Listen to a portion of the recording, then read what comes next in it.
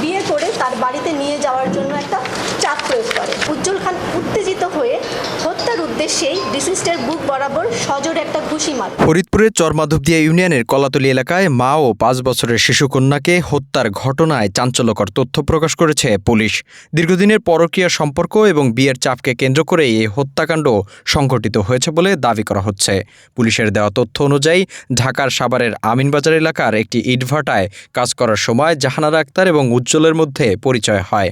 দুজনই রাজবাড়ির বাসিন্দা হয় তাদের মধ্যে ঘনিষ্ঠ সম্পর্ক গড়ে ওঠে, যা পরে পরকীয়ায় রূপ নেয়। পরবর্তীতে বিষয়টি জানাজানি হলে তারা নিজ নিজ বাড়িতে ফিরে যান, তবে গোপনে তাদের যোগাযোগ চলতে থাকে।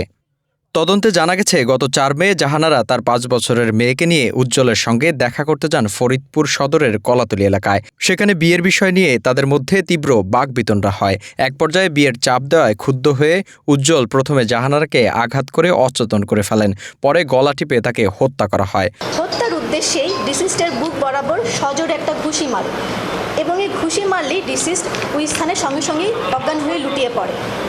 এবং উজ্জ্বল খান ডিসিস্ট জাহানারা বেগমের মৃত্যু নিশ্চিত করার জন্য 2 হাত দিয়ে গলা চেপে ধরে তার মৃত্যুটা নিশ্চিত করে। এ সময় তার যে মেয়ে সামিয়া ঘুম থেকে জেগে ওঠে এবং চিৎকার করে, এবং চিৎকার করলে উজ্জ্বল খান তাকেও 2 হাত দিয়ে গলা চেপে ধরে মেরে ফেলে।